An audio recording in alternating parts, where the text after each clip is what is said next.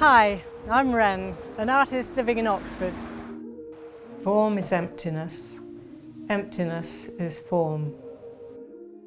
The words form is emptiness, emptiness is form comes from the Heart Sutra, a Buddhist text.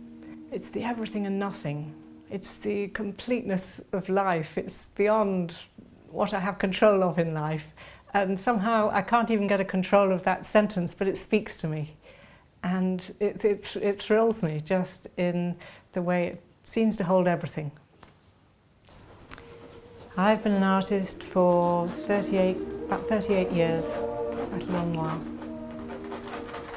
I started through having the opportunity to use clay at school. It was a great relief to me to be able to have this other language. I love to work with steel, welding in steel.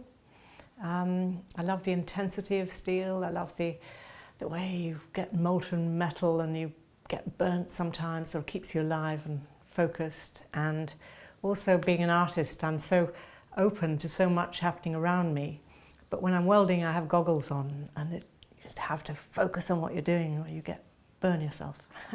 The other thing that really inspires me is just quietly coming back to myself, to listen to myself. So much of life is spent rushing out and being challenged by the intensity of life.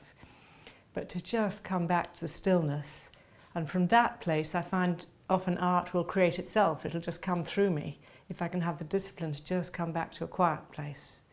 Or using the angst of life, the distressing news. Sometimes I'll use that and I'll connect with how I feel about it and take that into the artwork and use the artwork as a transformer, if you like. So I'm inspired by life.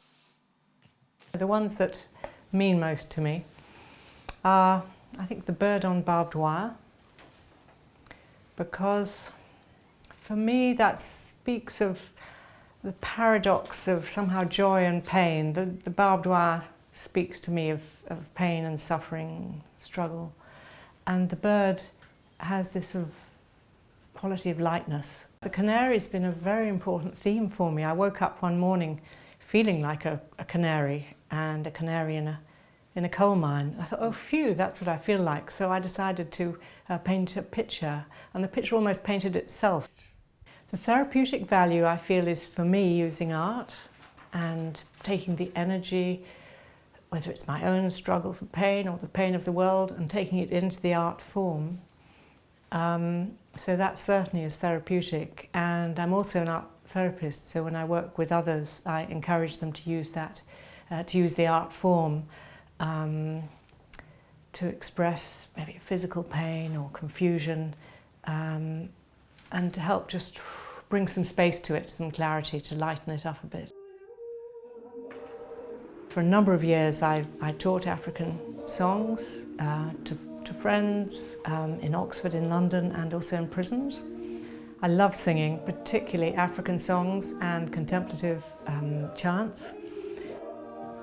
I've always felt a strong connection with Africa, and when I was 20 at art school I went for a couple of months to my portfolio. I didn't know anyone there, but I just decided I was going to head off, and I was very inspired by the people I was in Kenya, and often seeing a single person standing in a huge barren landscape was very powerful. Somehow the stillness, the confidence, the extension of the people in Kenya that I saw was just so beautiful and so still and so strong.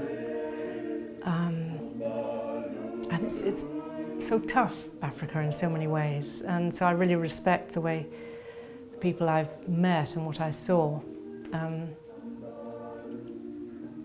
living in sometimes very harsh conditions and holding this quality of stillness and presence. This sculpture is of Van Gogh, taken from one of his portraits. I was very inspired by Van Gogh because he was somebody who was really committed to a search for truth in his work, and I was inspired by that. He was willing to go to such lengths to be true, to honour that value. I'd like to say something about the potential for art to to express the challenges of life, to express physical pain, emotional pain, mental pain, and that anyone, whether they're an artist or not, can do that. You can just pick up a crayon or a pencil and just scribble. And sometimes energy gets caught in our bodies, and just a scribble will move it on. Can't sleep in the middle of the night. Pick up a pencil and just scribble.